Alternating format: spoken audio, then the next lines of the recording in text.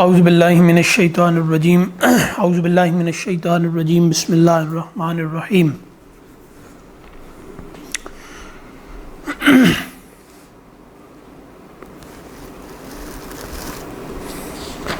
وَلَقَدْ آتَيْنَاكَ سَبْعًا مِنَ الْمَثَانِي وَالْقُرْآنَ الْعَظِيمِ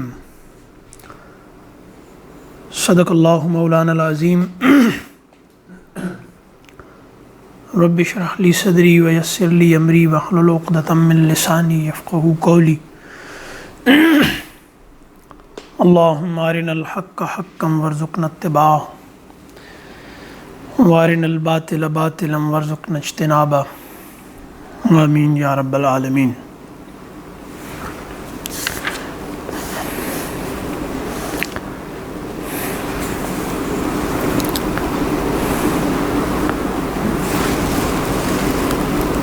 رسول اللہ صلی اللہ علیہ وسلم کے جو مخاطبین تھے وہ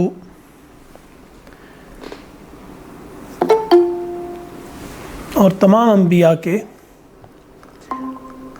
ان میں زیادہ رزسٹ انہوں نے کیا ہمیشہ جن کے مفادات اس نظام کے ساتھ جڑے ہوتے تھے، اور نبی کی دعوت ان کے مفادات کو ضرب لگا رہی ہوتی تھی۔ ظاہر ہے کہ وہ مال و اسباب والے لوگ ہوتے تھے اور پیچھے ان کے بارے میں بتایا گیا۔ ہدایت ان لوگوں نے کیوں نہیں قبول کی، اس کے اسباب میں سے ایک سبب یہ جو آیا فما اغنی عنہم ما کانوا یکسبون، کہ ہمیشہ کی زندگی چاہیے، خوشحال زندگی چاہیے، اس زندگی کو گزارنے کے لیے مال چاہیے، یہ سب چاہیے۔ انبیاء کی دعوت کے نتیجے میں اس پر کچھ حدود لگتی ہیں، اسے وہ قبول کرنے کو کبھی بھی تیار نہیں ہوئے، اور انبیاء کی ہمیشہ خواہش یہ رہی، مبالغے کے ساتھ یہ کوشش رہی کہ وہ لوگوں کو حق کی طرف بلائیں، لیکن اللہ نے پھر آخر میں فرمایا کہ فاصفح الصفح الجمیل،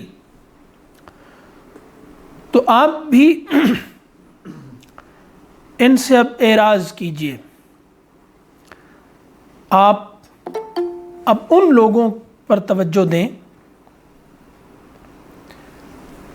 جو لوگ آپ کی دعوت پہ لبیک کہہ رہے ہیں۔ اب اس میں ایک مسئلہ یہ تھا کہ ظاہر ہے کہ کسی بھی دعوت کو، کسی بھی نظریے کو قوت کی ضرورت ہوتی ہے۔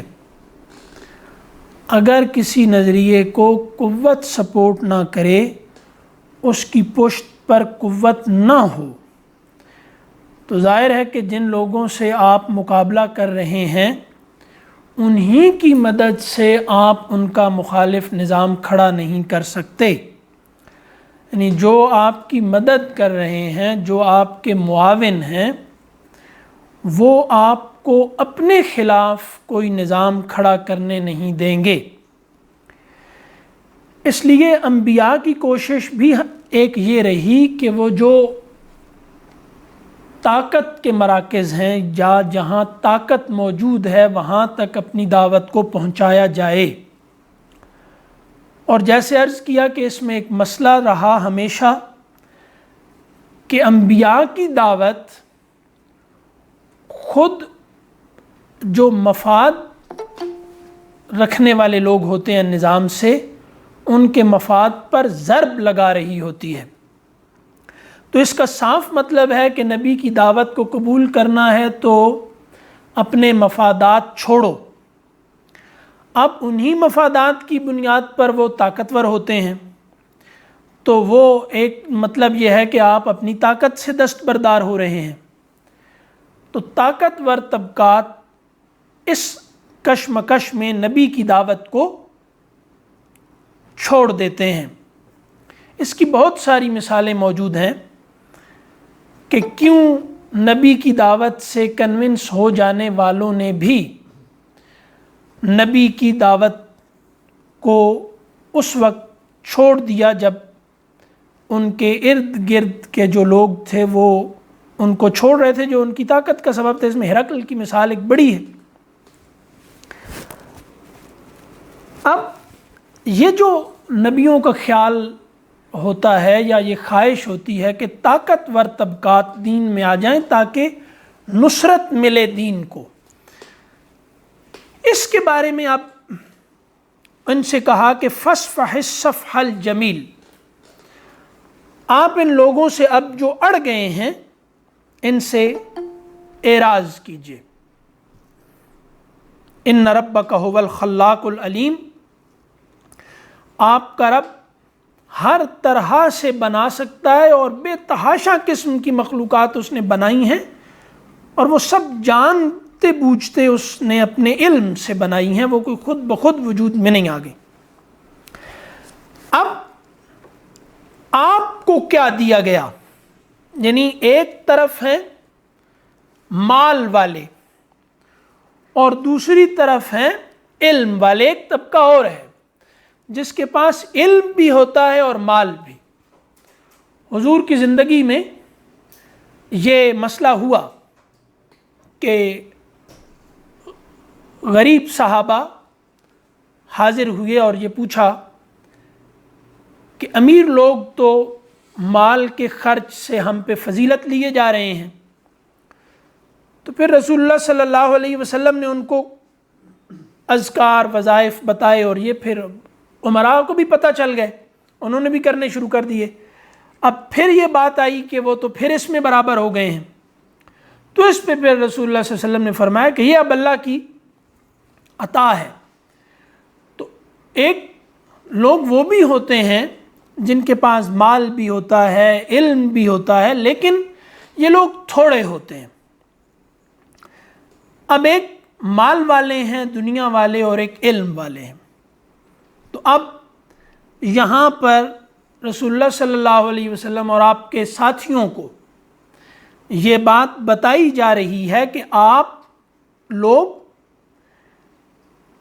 ان لوگوں کے مقابلے میں محروم نہیں ہیں، بلکہ ہم نے آپ کو کیا دیا ہے۔ وَلَقَدْ آتَيْنَاكَ سَبْعًا مِّنَ الْمَثَانِي، آتَيْنَاكَ یعنی آتَيْنَاكَ، ہم نے آپ کو عطا کیا ہے، دیا ہے کیا؟ سبعًا من المثانی، مثانی کا مادہ وہی ہے جو مثنا کا ہے، یعنی تثنیے کا ہے یا ثنا کا ہے، کہ ثنا میں بھی دو ہوتے ہیں نا، ایک تعریف کرنے والا اور ایک جس کی تعریف کی جا رہی ہوتی ہے۔ اور مثانی میں کیا ہے؟ دوہرانا، یعنی دوہرانا، ٹھیک ہے۔ سبعًا من المثانی، وہ 7 آیات جو دہرائی جاتی ہیں ہم نے وہ دیں۔ اب اس میں مختلف اقوال ہیں، لیکن جس پہ زیادہ لوگوں کا اتفاق ہے وہ یہ ہے کہ یہ سورۃ الفاتحہ ہے، اور باقی ایک یہ خیال بھی ہے کہ یہ جو سورہ فاتحہ کے بعد بڑی 7 صورتیں ہیں بڑی، جن میں وہی قصے دوہرا کے بار بار آ رہے ہیں وہ احکامات، تو ان میں بھی ایک لحاظ سے دہرانا تو موجود ہے، ایک یہ رائے ہے۔ تو بہرحال لیکن سورہ فاتحہ کے بارے میں زیادہ لوگوں کا اتفاق اسی پہ ہے کہ یہ سورہ فاتحہ ہے۔ بخاری مسلم میں روایات بھی اس کے ہی حق میں ہیں۔ اور پھر فرمایا والقرآن العظیم، تو یہ اب ایک ہم نے کیا دیا آپ کو؟ ہم نے آپ کو سورہ فاتحہ دی ہے اور قرآن عظیم دیا ہے۔ اب یہاں پر اس پر اہل علم کا اتفاق ہے کہ یہاں پر ممانعت آئی ہے کو حسرت سے دیکھنے کی دین اور قرآن کے مل جانے کے بعد. یعنی یہ اہل علم کہتے ہیں کہ جس کے پاس قرآن ہو اور اسے تنہائی میں وحشت محسوس ہو، اس کی وحشت کا کوئی علاج موجود نہیں ہے، یعنی قرآن کے ہونے کے باوجود بھی. اور پھر اس طرح کی روایات بھی ہمارے ہاں نقل ہوئیں، اگرچہ ان کی صحت میں مسائل ہیں، لیکن یہ جو مضمون ہے کہ وَلَقَدْ آتَيْنَا سَبْعًا مِّنَ الْمَثَانِي وَالْقُرْآنَ الْعَظِيمِ، ہم نے آپ کو قرآن عظیم دیا. اور سورہ فاتحہ چونکہ بہت اہمیت رکھتی ہے اور ہر رکعت میں دہرائی جاتی ہے، ہر رکعت میں دہرائی جاتی ہے، تو اس سورہ کی جو اس کا شرف ہے وہ یہاں بیان ہو گیا، قرآن سے الگ بیان کیا. ایسا نہیں ہے کہ قرآن سے الگ ہے یہ جو دی گئی ہیں سبع من المثانی، یہ کوئی قرآن سے الگ ہے، ایسا نہیں ہے، بلکہ ان کی شرف اور اہمیت کے پیش نظر ان کو پہلے بیان کر دیا گیا. اب وہ جو سخت حکم ہے جس میں نبی کو مخاطب بنایا جائے نہیں میں یا امر میں، وہ امت پر بہت سختی سے نافذ ہوتا ہے، بہت سختی سے. جیسے اب فرمایا کہ لا تمدن عینیک الی ما متعنا بہ ازواجا منہم ولا تحزن علیہم واخفض جناحک للمؤمنین. اب کیا کریں کہ ہم نے ان کو دنیا دی ہے جو آپ کے حریف ہیں، جو آپ کے دشمن ہیں، ہم نے ان کو دنیا دی ہے. تو جو آدمی یہ سمجھے کہ اسلام کی برکات کا مطلب ہے کرپشن فری سوسائٹی جس میں آٹا سستا ہوگا، جس میں چینی مہنگی نہیں ہوگی، تو اس نے پھر کیا کیا کہ جیسے اہل علم نے کہا نا کہ اس نے حق کرا ما عظم اللہ، اور یعنی وعظم ما حرم اللہ ما حقر اللہ، اس نے اللہ نے جس کی تحقیر کی اس کو عظیم جانا، اور جس کو اللہ نے عظیم بنایا اس کی تحقیر کی. اور اس موضوع پر روایات ہیں، نقل ہوتی ہیں کہ قرآن کے بعد اگر کسی آدمی کے پاس قرآن ہے، وہ مسلمان، ظاہر ہے کہ تمام امت مسلمہ کے پاس قرآن ہے، اور وہ اس کے علاوہ سمجھے کہ کسی کے پاس اس سے بھی اشرف کوئی شے موجود ہے، تو اس نے تحقیر کی ہے قرآن کی. اور کچھ لوگوں نے یہاں تک کہا کہ کفر کیا ہے.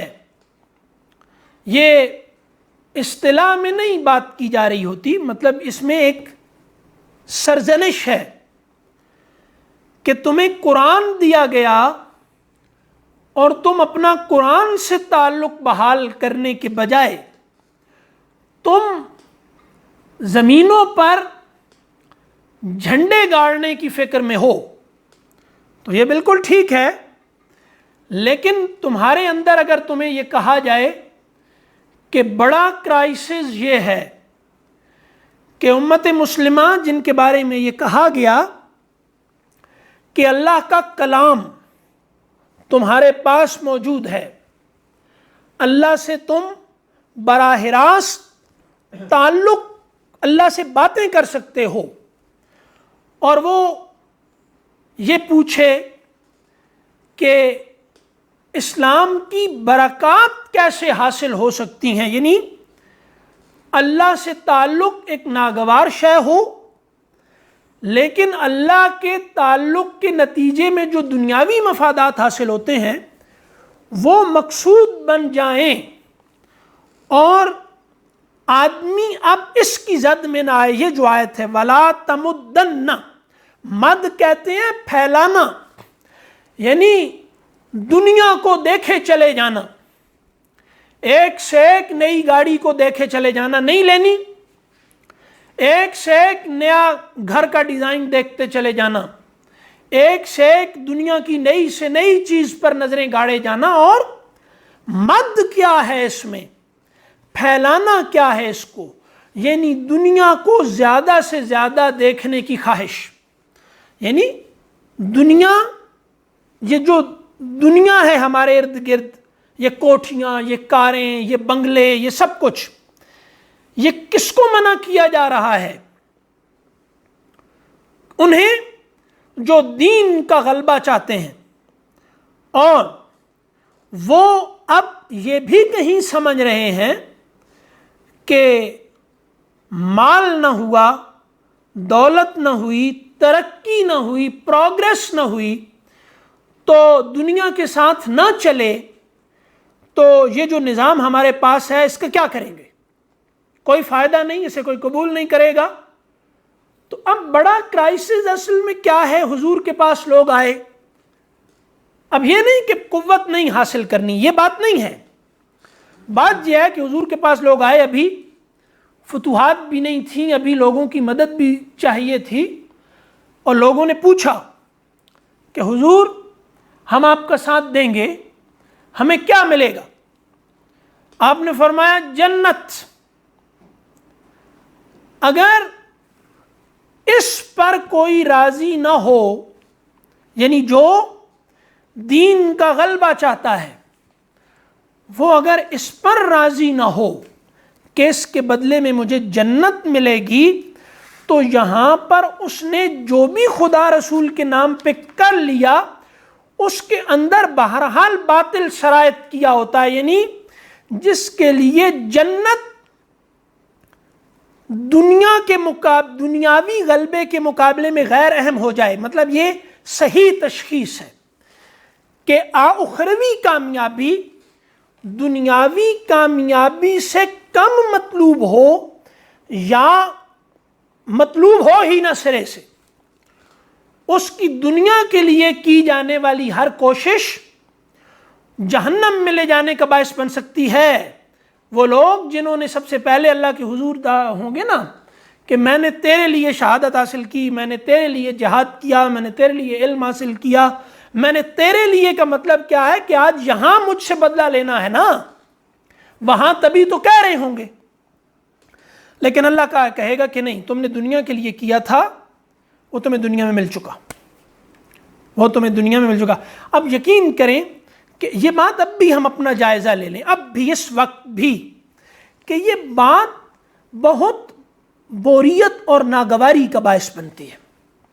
ابھی بھی ہم اگر سن رہے ہیں نا تو یہ کہ ہم کوشش کریں دین کے غلبے کی اخروی نجات کے لیے،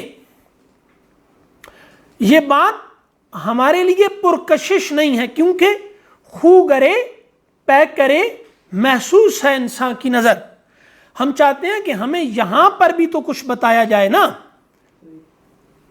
وہ نہ ملے تو پھر تو یہاں کیا کہا وَلَا تَمُدَّنَّ، اے نئی کا اپنی آنکھیں اِلَى مَا مَتَّعْنَا بِهِ أَزْوَاجًا، یہ جو گروہ ہیں دوسرے گروہ، یہ زوج کا مادہ ہے نا جو آپس میں بہت مناسبت رکھتے ہیں دنیاوی حوالوں سے، مزاج کے حوالے سے، اور تم لوگ الگ ہو ان سے، اور متعنا متاع ہے، انہیں ہم نے برتنے کا سامان کچھ زیادہ دے رکھا ہے، تو اس طرف زیادہ غور سے مت دیکھو کہ ان کو ہم نے کیا دے رکھا ہے دنیا میں برتنے کے لیے۔ وَلَا تَحْزَنْ عَلَيْهِمْ، اور دوسری بات کہ یہ ایمان نہیں لا رہے اس پر بھی حزن میں مبتلا نہ ہوں۔ اس میں نبیوں کے ہاں حزن کی صورت یہ ہو سکتی ہے کہ نبی کو یہ خیال آئے کہ مجھ سے کچھ کمی رہ گئی، حق پہنچانے میں کمی رہ گئی، اور یہ نہیں آئے اللہ کی طرف۔ اللہ کے دین کی طرف آنے کا مطلب ہے اللہ کی طرف، اور اللہ کی طرف آنے کا مطلب ہے کہ اللہ آدمی غائب میں اور حاضر میں، عبادات میں اور معاملات میں اللہ کی نظر میں ہونے کے احساس میں رہے، اور اس کے نتیجے میں اللہ کی ملاقات کا شوق پیدا ہو۔ یہ نفس پہ جتنی بھی گراں ہو بات، یہ بات جتنی بھی ناپسندیدہ ہو، یہ مرغوب نہ ہو نفس کو، لیکن کوشش اسی کی کرتے رہنا ہے۔ مرغوبات نفس اسی لیے مہلکات بن جاتی ہیں کہ بعض دفعہ کچھ چیزیں بہت مرغوب ہونی چاہیے جو محنت کے نتیجے میں ہوتی ہیں، لیکن وہ مرغوب جو فوری مرغوبات ہیں، کھانا پینا سونا، ٹھیک ہے، دنیاوی لطف، تو یہ فوری ہوتے ہیں، محنت کے بغیر ہماری جبلت کی تسکین ہوتی ہے۔ تو جن میں مشقت کر کے لذت پیدا کرنی ہوتی ہے، مجاہدہ کر کے، محنت کر کے، اس طرف نفس نہیں جاتا اور وہ ناگوار محسوس ہوتی ہیں۔ تو وہاں پہ کیا فرمایا؟ وَلَا تَحْزَنْ عَلَيْهِمْ۔ دوسرا ایک اور ہے حزن جو پیدا ہوتا ہے دینداروں میں۔ دنیا جو ہے وہ چھوڑ رہا ہے آدمی، یا دنیا کو قربان کر رہا ہے اللہ کے لیے، اپنے مرغوبات نفس کو قربان کر رہا ہے، کہیں جا کے اس کو یہ خیال آتا ہے کہ مجھ سے کوئی غلطی نہ ہو گئی ہو، کہیں اتنی قربانیاں دے دیں، اتنا کچھ کر دیا، تو پچھتاوا سا ایک پیدا ہوتا ہے۔ تو اگر آدمی سچا ہو، تو اس کو اپنے دین، اگر وہ اپنے دین پر سچا ہے، اپنے عقیدے میں سچا ہے، تو دوسرا اس کو چاہے قبول نہ بھی کرے تو اس کے اندر اداسی اور مایوسی پیدا نہیں ہوتی۔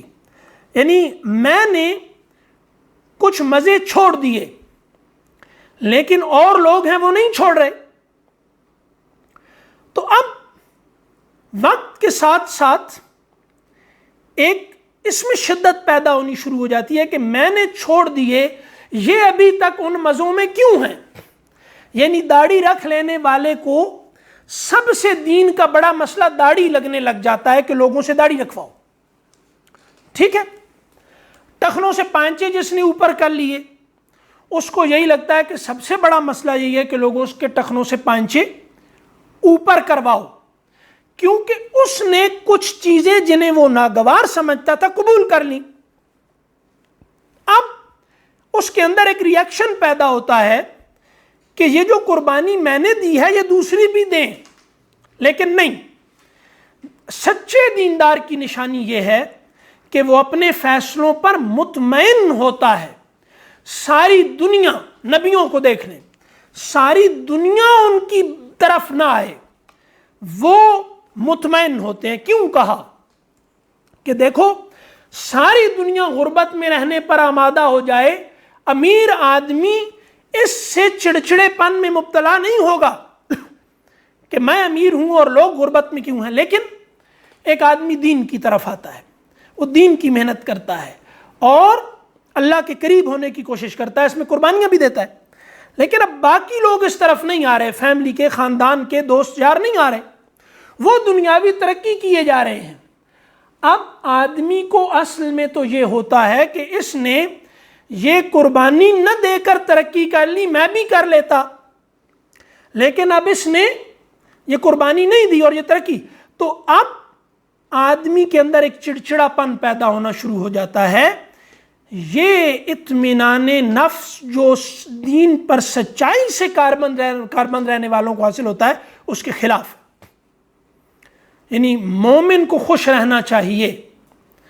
یعنی جو آدمی خوش نہیں ہے خدا کے ساتھ تعلق میں، یہاں کیوں فرمایا لا تمدن عینیک الی ما متعنا بہ ازواجا، وہ بہت خوش ہے نا، اپنی دنیا میں خوش ہیں.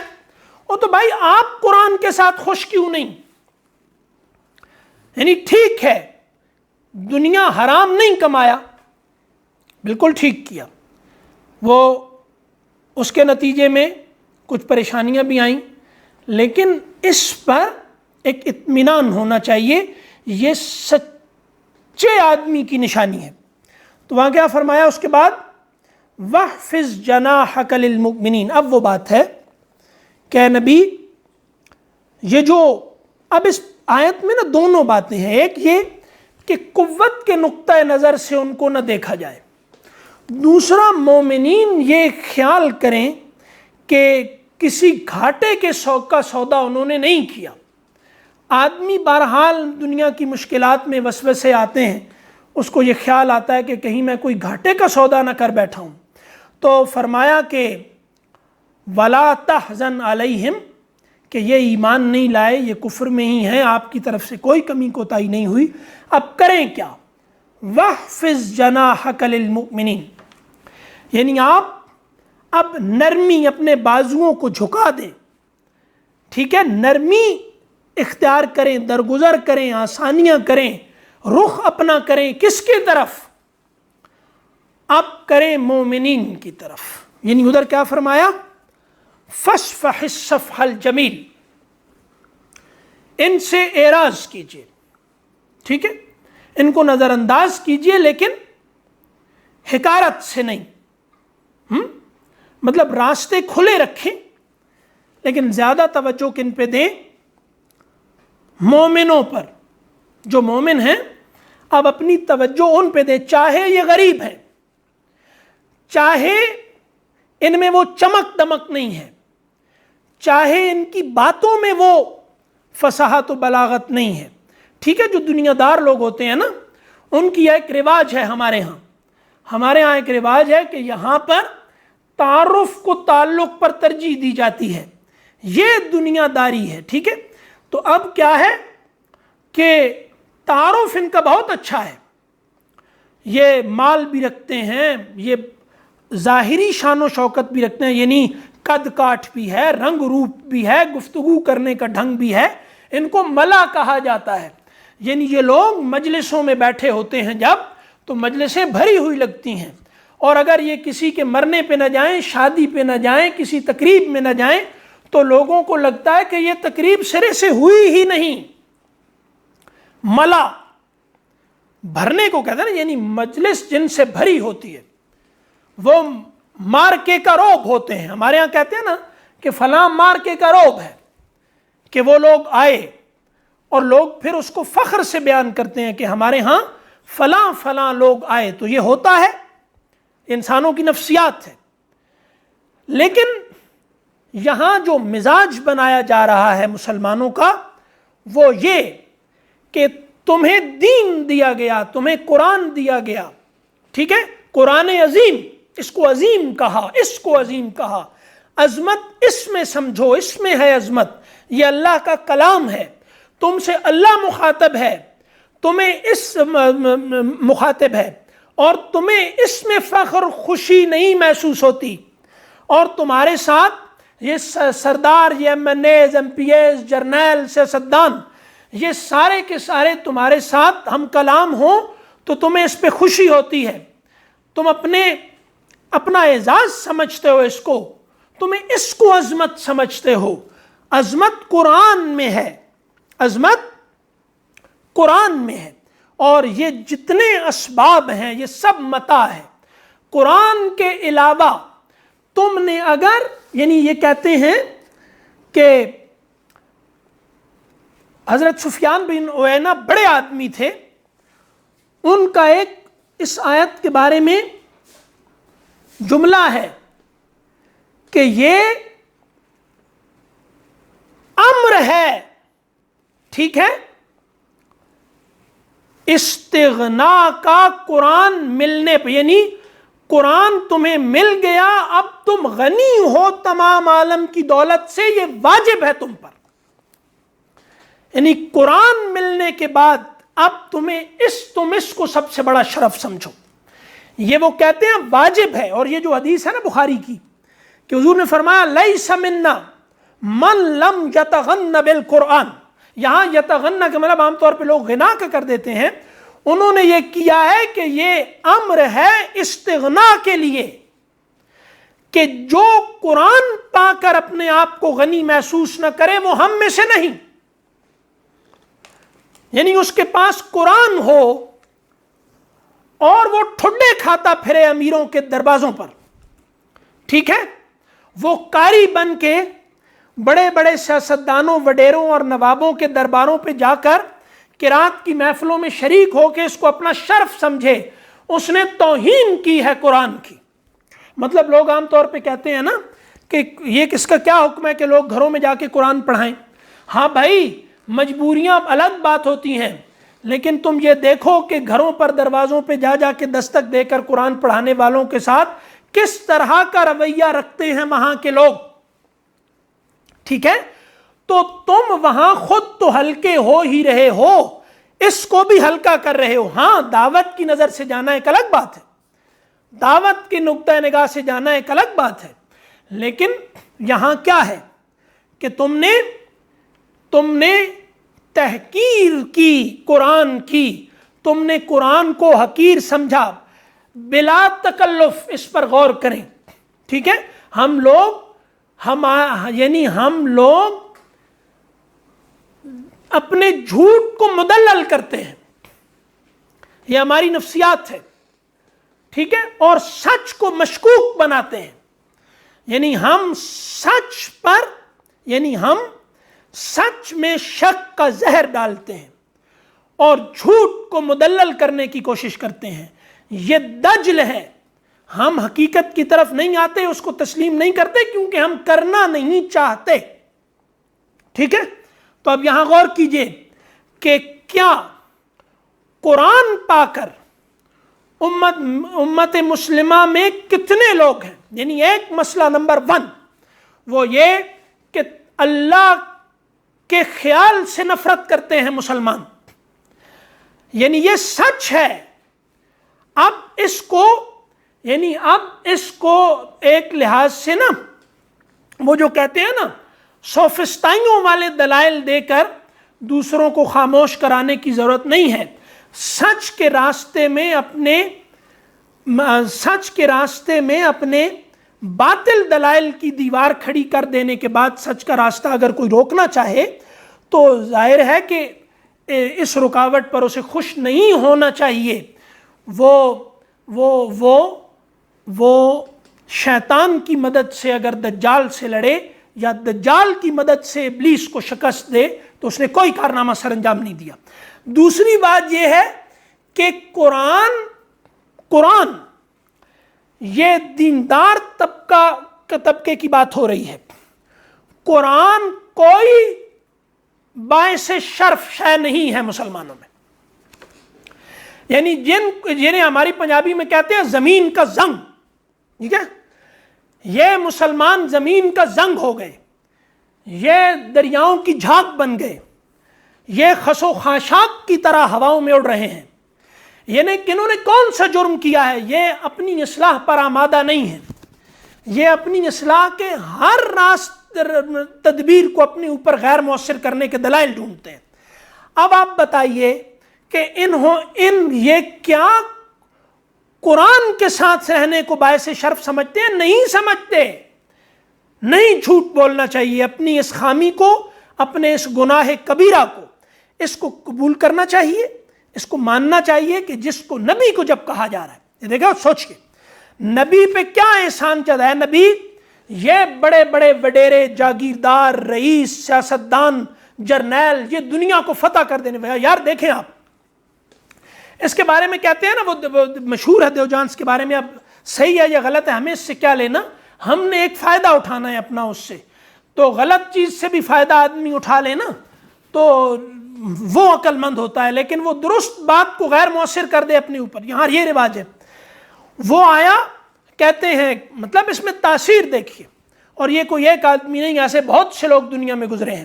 سکندر اعظم وہ دھوپ میں بیٹھا تھا، سکندر اعظم اس کے سامنے آ کے کھڑا ہو گیا اور اس نے اس سے پوچھا کہ کوئی خدمت، تو اس نے اس کو ہاتھ کے اشارے سے کہا کہ دھوپ یہ خدمت کرو میری، ٹھیک ہے۔ تو اب یہاں پر اگر ایک معمولی درجے کا حکومتی اہلکار، ٹھیک ہے، وہ مجھ سے ہنس کے بات کر دے تو میرے اوپر مہینوں کی اداسی چھٹ جاتی ہے مجھ سے، ٹھیک ہے۔ اب آپ مجھے بتائیے کہ یہاں اللہ کہہ رہا ہے کون؟ خلاق العلیم، الخلاق العلیم، اور وہ کہہ کیا رہا ہے؟ وہ نبی پہ، محمد رسول اللہ پہ احسان جتا رہا ہے۔ وہ کیا کہ اے نبی، ہم نے ان کو بہت دنیا دی، بہت کچھ دیا، لیکن آپ کو کیا دیا؟ ہم نے آپ کو سورہ فاتحہ دی ہے۔ ہاں، اب اس پہ ہنسنا شروع کر دیں گے کہ سورہ فاتحہ دی ہے، دیکھو اب یہ بات، سورہ فاتحہ کیا چیز ہوتی ہے؟ دوسرا کیا دیا؟ والقرآن العظیم۔ اور اگر تم نے اس قرآن کے ساتھ تعلق کو اپنے اندر، یعنی ہم بہت کرپٹ ہو گئے ہیں نا، ہم کیسے محنت اپنے اوپر یہ کریں کہ ہم جو عادی مریض ہیں، یعنی دین کی نفسیات، یعنی ہم اندر سے سمجھتے یہی ہیں کہ جو کفار دین کے بارے میں سمجھتے ہیں وہی کچھ سمجھتے ہیں، ہم مان نہیں رہے، ٹھیک ہے۔ پردہ اٹھنے کی منتظر ہے نگاہ، ہاں بس یہ پردہ ہے۔ تو پردہ کیا ہے کہ کچھ نقاب پوش بھی اگر پردے کے حق میں اور دین کے حق میں سڑکوں پر نکل آئے تو سڑکوں پر تو آ گئے نا، اب بس اس نقاب کو الٹنا ہے اگلے مرحلے میں، بس، ٹھیک ہے۔ تو ہوتا یہی ہے کہ اندر سے پہلے بنایا جاتا ہے، تختی بعد میں باہر لگائی جاتی ہے۔ یہ افتتاح جب ہوتا ہے نا تو پردہ آخر میں اٹھایا جاتا ہے، پوری تعمیر کے بعد وہ تختی وہ سب کچھ لگا جائے اور آخر میں پردہ اٹھا دیا جاتا ہے کہ یہ اب تعمیر ہو گیا، ٹھیک ہے۔ تو تم اندھے ہو کیونکہ تم نے غیب کو پردہ بنا رکھا ہے، تم پردے کے پیچھے دیکھنے کی صلاحیت نہیں رکھتے، تم آیات اللہ کی جو ہے نا اس کائنات کو بنانے میں ناکام رہے، لہٰذا اب یہاں ہر سامنے کا عمل بھی، یعنی وہ کہتے ہیں نا کہ آخر میں آدمی کہے گا کہ یا اللہ میں کیوں اندھا بنا کر مجھے اٹھایا، فقط کنت بصیرا، کیا ہے لقد کنت، کیا ہے کہ میں دیکھا کرتا تھا تو میں اندھا کیوں اٹھایا؟ تو وہاں کیا ہے کہ جو اس دنیا میں اندھا ہے وہاں بھی اندھا، یہ اندھے ہیں، ٹھیک ہے۔ تو بس صرف پردے نہیں اٹھنا ہے، باقی تمام تعمیر ہو چکی، اور وہ کیا ہے؟ میں جو ہے وہ نئے سرے سے تعمیر ہو چکا، یعنی مجھے خدا سے نفرت ہے، میں قرآن سے تعلق کو باعث شرف نہیں سمجھتا، اور کیا بنوانا ہے آپ نے، اور آپ نے کفر کی کون سی فتح چاہیے آپ کو، ٹھیک ہے۔ وہاں قرآن کہتا ہے کہ والذین آمنوا اشد حبا للہ، لیکن یہاں پر حال کیا ہے کہ یہاں پر نفرت میں شدید ہے خدا سے، کوئی نہیں ملنا چاہتا خدا سے، موت ان کو سب سے زیادہ ناگوار اپنی تکلیف پر نہیں ہے، موت دنیا کے چھننے کی وجہ سے ناگوار ہے، یعنی ایسا نہیں ہے کہ موت اس لیے ناگوار ہے کہ دنیا مجھے موت آئے گی تو تکلیف ہوگی۔ کون سی ماں ہے جو زچگی کی تکلیف کی وجہ سے ماں بننا چھوڑ دے؟ نہیں، مائیں اس اپنی تکلیف کو برداشت کرتی ہیں۔ ہاں، اب خدا سے تعلق میں موت ناگوار ہو جائے، 1,24,000 انبیاء کو دیکھیں، کس کو موت ناگوار تھی؟ اگر آپ نے موت کو ناپسند کرتے ہیں تو آپ اپنے آپ کو جبلی وجود ہونا مان چکے ہیں، آپ ایمان رکھتے ہیں اس پر کہ آپ محض جسم ہیں، ٹھیک ہے، اور روح کوئی نہیں ہوتی، باقی جو دل ہے کر لیں، اور کون سی فتح چاہیے آپ کو بتائیے۔ اب اس کے بعد کیا فرمایا کہ وَقُلْ إِنِّي أَنَا النَّذِيرُ الْمُبِينُ، میں ڈرانے والا ہوں، میں نذیر ہوں، میں انذار کرنے والا ہوں، کہ اگر میرے پیچھے نہیں آؤ گے، مانو گے نہیں، تو یہی نقصان ہوگا جو آج ہو رہا ہے۔ یہ انذار کا موضوع ہے کہ نہیں، کہ کیسے ہم خدا سے نفرت کو محبت میں بدلیں، کیسے ہم قرآن سے تعلق کو اپنا شرف سمجھیں، ٹھیک ہے، کیسے۔ تو اور یہ نہیں کہ ہم اس کے اعلان کرتے رہیں، نہیں، آدمی اپنے جو بڑے فخر ہوتے ہیں نا اس کے، ان کا وہ ہر گلی محلے میں اور ہر ایرے غیرے کے سامنے اعلان نہیں کر رہا ہوتا۔ لوگ جو ظاہر کرتے ہیں اپنے فخر وہ چھوٹے ہوتے ہیں، اور جو ان کے بڑے فخر ہوتے ہیں وہ ان کے وجود سے چھلکتے ہیں، ٹھیک ہے۔ ایسا نہیں ہوتا کہ آدمی اپنی بڑی بڑی قابل فخر چیزیں وہ اس کی غیرت کا مسئلہ ہوتے ہیں، وہ یعنی وہ ہر ایک کے سامنے اپنی توہین سمجھتا ہے کہ وہ اپنے جو اس کے باعث فخر چیزیں ہیں وہ ہر گلی محلے کے لونڈے کے سامنے اور ہر جو ہے وہ جگہ پر وہ کہتا نہیں پھرتا، وہ اپنی بھی توہین سمجھتا ہے اور اس کی بھی تحقیر سمجھتا ہے، اعلان نہیں کرتا پھرتا ہر جگہ، وہ اس کے وجود سے ظاہر ہوتا ہے، ٹھیک ہے۔ وَقُلْ إِنِّي أَنَا النَّذِيرُ الْمُبِينُ، ٹھیک ہے۔ تو یہ انذار ایسا ہے کہ میں کون ہوں، میں یعنی جو میں تمہیں بتا رہا ہوں وہ کھلا ڈراوا ہے، واضح ہے، اور اگر تم نہیں اس کو قبول کرو گے تو وہ تم اس دنیا میں بھی دیکھو گے، اگلی دنیا میں بھی دیکھو گے۔ یعنی نذیر مبین ایسا نہیں ہوتا کہ جس کی ڈراوے کا نتیجہ صرف آخرت میں نکلے، وہ دنیا میں بھی بھگتا جاتا ہے، اور مسلمان بھگت رہے ہیں۔ کما انزلنا علی المقتسمین، اب کیا ہوا کہ ہم نے جیسے عذاب نازل کیا کن پر، یعنی ہم نے عذاب نازل کیا یعنی اللہ نے عذاب نازل کیا مقتسمین۔ مقتسم کون ہوتا ہے؟ جو کیا کرے، جو کسی شے میں تصرف کی کوشش کرے، اس کو اپنے فائدے میں، یعنی محنت کر کے اس کو بدلے۔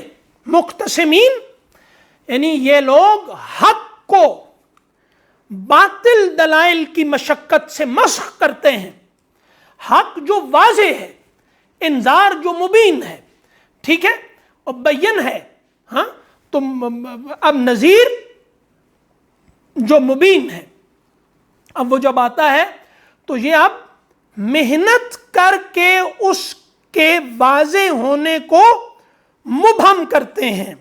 مقتسمین جنہوں نے تقسیم کر دیا، ٹکڑے ٹکڑے کر دیے دین کے، جو پسند ہے لے لیا، جو ناپسند ہے اس کو چھوڑ دیا۔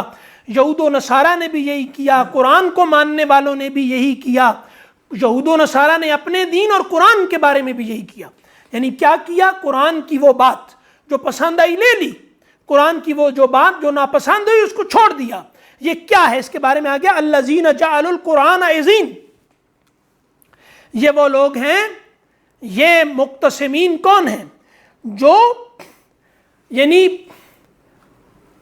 تقسیم ہوتی ہے نا، یعنی تقسیم کر کے عضو کر دینا، عضین، ٹھیک ہے، یہ اس میں واو گری ہوئی ہے، ٹھیک ہے، عضون ہے نا، تو یہ واو گر گئی، عضو ہے، جیسے عضو جوڑ الگ کر دیا اس کا، اس کو ایک آرگینک ہارمونی تھی، ٹھیک ہے، اس کو بالکل توڑ پھوڑ کے رکھ دیا، وہ ایک ہول تھا آرگینک، لیکن انہوں نے کیا کیا، اس کا عضو کر دیا۔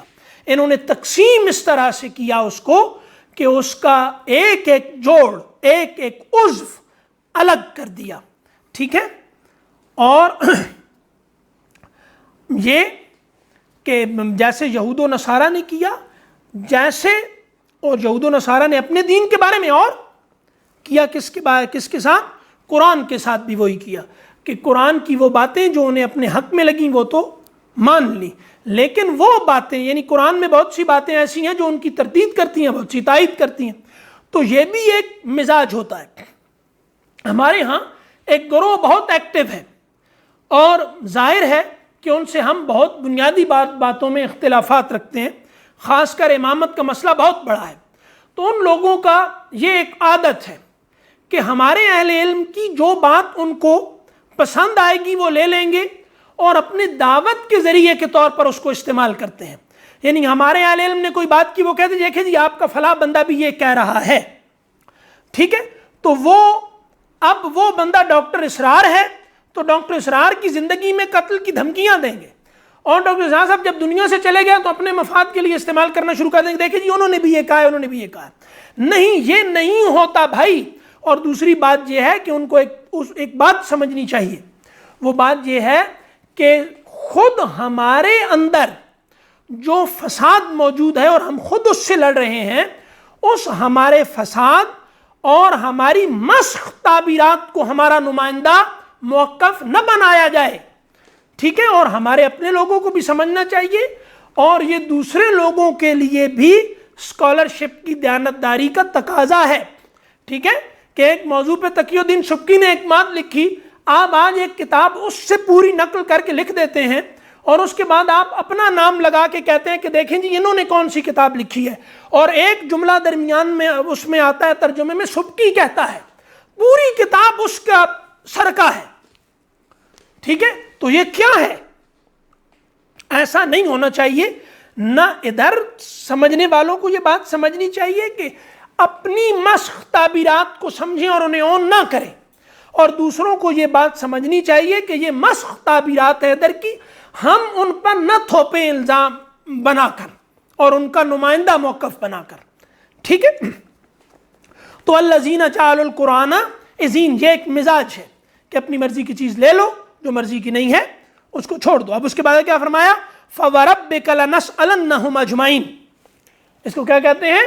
یہ استفہام وہ کیا ہے؟ وہ یہ ڈانٹ ہے کہ اے محمد آپ کے پروردگار کی قسم، ہم آپ کو پالنے والے کی قسم، آپ کا دفاع کرنے والے کی قسم، آپ کو بڑھوتری دینے والے کی قسم کہ ہم ان سب سے پوچھیں گے، ٹھیک ہے، لازماً پوچھیں گے.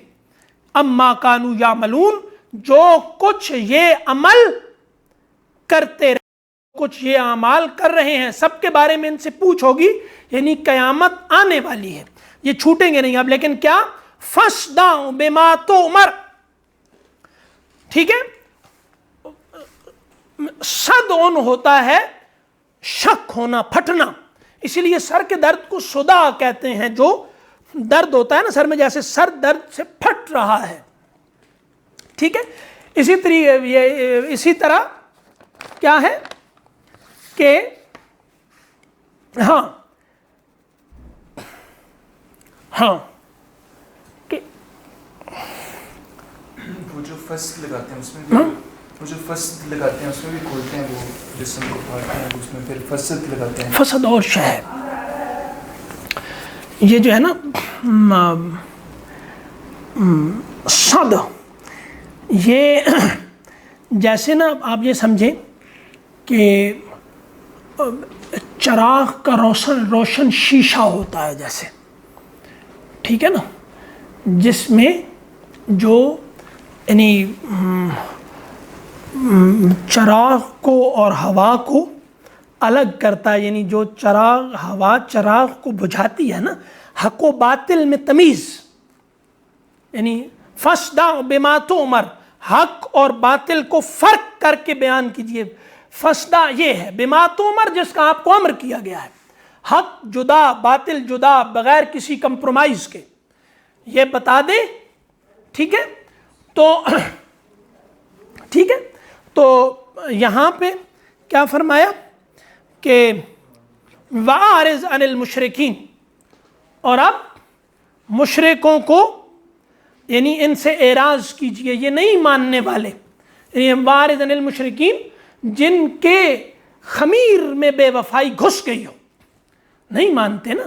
مطلب شرک نفسیاتی جرم بھی تو ہے نا، یعنی شرک بہت بڑا نفسیاتی جرم ہے۔ تو اب اس میں کیا فرمایا، وَأَعْرِضْ عَنِ الْمُشْرِكِينَ، ان کو، اور یہ کہا جاتا ہے کہ یہاں پر یہ اعراض کا حکم جہاد سے پہلے کا تھا، بعد میں تو ان کو زبردستی چپ کرا دیا گیا۔ اِنَّا كَفَيْنَاكَ الْمُسْتَهْزِئِينَ، اب مشرک مواحد کا مذاق اڑاتا ہے، ٹھیک ہے، یعنی بے وفا وفادار کا مذاق اڑاتا ہے۔ وفاداری یعنی کوئی ایسا ہے کہ جیسے یہ کوئی توہین ہے انسانیت کی۔ وَكَفَيْنَاكَ الْمُسْتَهْزِئِينَ، ہم کافی ہوں گے آپ کو جو استہزاء کر رہے ہیں، آپ کا مذاق اڑا رہے ہیں، ٹھیک ہے۔ اور یہ مستقبل کی خبر بھی ہے، تو استہزاء کیا تھا، مذاق کیا تھا، ٹھیک ہے۔ مشرک کس بات کا مذاق اڑاتے تھے کہ سارا ایک ہی خدا بنا دیا، سب اتنے الہوں کو ایک الہ بنا دیا، ٹھیک ہے۔ تو آپ وہاں میں کیا فرمایا کہ مستہزئین کون ہیں، الذین یجعلون مع اللہ الہا آخر، مستہزئین کی تعریف کر دی جو توحید کے دشمن ہیں، ٹھیک ہے، جو وفا کے دشمن ہیں خدا کے ساتھ، جو تعلق میں مضبوطی اور استحکام کو گھٹیا چیز سمجھتے ہیں، ہے نا، جو انسان کے جذبہ وفاداری کو انسان کی توہین سمجھتے ہیں۔ یہ کون ہے، الذین یجعلون مع اللہ الہا آخر، ہاں، جو اور خدا بھی بناتے ہیں، کہ یعنی ایک خدا کافی، یہ کیسے ہو گیا، ہاں؟ تو یہ ہے کہ یعنی جو وفاداری کو غلامی کہہ کر تانا دیتے ہیں، تو کیا کیا، الذین یجعلون مع اللہ الہا آخر فسوف یعلمون، وہ تو فسوف یعلمون وہ پیچھے ہے کہ فوربک لنسألنہم اجمعین عما کانوا یعملون، یہ والی بات یہاں پہ ہے فسوف یعلمون، یعملون اور یعلمون، یہ علم اور عمل یہ ایک ہی مادہ ہے، بدلا ہوا آگے پیچھے ہوا، ٹھیک ہے۔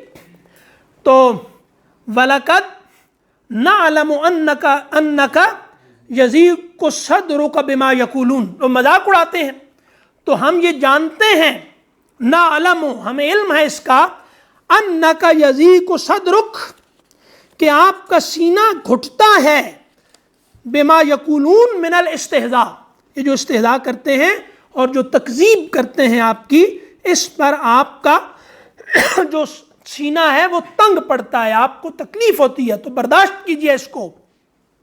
فَسَبِّحْ بِحَمْدِ رَبِّكَ، اور تسبیح کیجئے اپنے پروردگار کی، وہ پاک ہے، وہ وفاداروں کے ساتھ بے وفائی نہیں کرتا، وہ اس عیب سے پاک ہے۔ بِحَمْدِ رَبِّكَ، اور وہ اپنے وعدوں کو پورا کرنے والا ہے، ٹھیک ہے، اس کی تعریف کیجئے، اس کو اس کی پاکی بیان کیجئے ہر عیب سے، اور اس تمام خوبیوں کا مرکز تسلیم کیجئے اس کو۔ بحمد ربک وکن من الساجدین، یہ ہے اس باعث استہزاء، ٹھیک ہے، وہ انہیں اس میں کوئی نہیں استہزاء لگتا کہ ہم دنیا کو پوج رہے ہیں، اس میں کیا استہزاء ہے، یہ خدا کو پوج رہے ہیں، یہ جو ہے نا یہ سب ہیومن ہیں، یہ ہیں مذہبی لوگ، خدا کو پوجنے والے، ٹھیک ہے۔ اور یہ بات سمجھنی چاہیے کہ ان کو اتنی تکلیف، ٹھیک ہے، ان لوگوں سے نہیں ہے جو مسخ دین کو مانتے ہیں یا مسخ ادیان کو مانتے ہیں، وہ دین جو محفوظ ہونے کا دعویٰ کرتا ہے، اور اس پر وہ لوگ جو ڈٹے ہوئے ہیں آج بھی، اور انہیں پتہ ہے کہ یہ اس کی صحت پر ڈٹے ہوئے ہیں، وہ لوگ سب سے زیادہ چپتے ہیں، اور اس کے مقابلے میں دین کی مسخ تعبیرات یا مسخ ادیان جتنے بھی ہیں وہ ان کو اون کرتے چلے جا رہے ہیں، کیونکہ وہ ان کے لیے راستے میں کوئی رکاوٹ ان کی پیش قدمی میں نہیں بنتے، ٹھیک ہے۔ اب اس کے بعد کیا فرمایا، وَاعْبُدْ رَبَّكَ، لوگ کہتے رہیں گے کہ کون سی بات پوری ہوئی، ٹھیک ہے، کون سا نقصان ہو گیا ہمارا، دیکھو ہم تم سے زیادہ اچھی زندگی گزار رہے ہیں، تو اس سے عبادت میں خلل نہ آئے. کب تک؟ یہ اصول بیان کر دیا کہ حق گو کون ہے. حق گو وہ ہے جو موت تک انتظار کرے اللہ کے وعدوں کے پورا ہونے کا.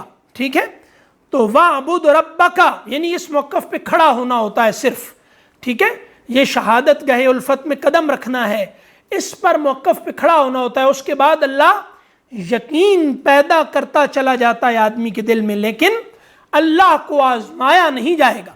وَاعْبُدْ رَبَّكَ اپنے پروردگار کی عبادت کیجئے. حَتَّى يَأْتِيَكَ الْيَقِينُ یقین کہتے ہیں موت کے ناموں میں سے ایک نام ہے. ٹھیک ہے، یعنی اہل علم نے کیا کہا کہ یقین موت کے ناموں میں سے ایک نام ہے. کیوں؟ کیونکہ موت کا انکار کہیں نہیں پایا جاتا. یعنی یہ بہت بڑی حقیقت ہے. کیا؟ موت. تو یہاں پہ کیا فرمایا؟ وَاعْبُدْ رَبَّكَ حَتَّى يَأْتِيَكَ الْيَقِينُ جہاں تک کہ موت آ جائے تب تک عبادت کرتے رہنی ہے. ٹھیک ہے جی. تو آج یہ سورہ وَكُن مِّنَ السَّاجِدِينَ میں پھر وہی بات ہے کہ نماز پڑھو. نماز پڑھو. دو چیزیں ہیں یہاں پہ ابھی بالکل آخر میں آئیں جو آج ہماری گفتگو شروع. قرآن اور نماز. قرآن اور نماز. قرآن اور نماز. اگر قرآن اور نماز کے ساتھ تعلق میں کمزوری ہے تو بل سب مذاق ہے، پھر سب دنیا پرستی ہے. یعنی اگر قرآن کے ساتھ دل نہیں لگتا، نماز میں دل نہیں لگتا، وَكُن مِّنَ السَّاجِدِينَ سجدہ نماز کا رکن اعظم ہے. یعنی آپ نے اگر نماز کو کوئی دوسرا نام دینا ہو تو سجدہ دے لے. ٹھیک ہے، وَكُن مِّنَ السَّاجِدِينَ کیا ہے؟ نماز پڑھو. ہم لوگوں سے کہا کرتے تصوف ہے، اور یہ جدیدیت ہے نماز کو اور قرآن کو تصوف کہنا. قرآن اور نماز کو معمولی اور حقیر چیز سمجھنا یہ کفر کا بنایا ہوا نفسیاتی نظام ہے. ٹھیک ہے؟ ہاں، یہ ابلیس بول رہا ہے ادریس کی زبان سے. جو بھی آدمی کوئی بھی ہو، آپ نے اگر چیک کرنا ہو کہ کون سی فکر سلامت ہے اور کون سی باطل، اس میں ایک دیکھ لیں کہ قرآن اور نماز کی جگہ سب سے اوپر ہے کہ نہیں.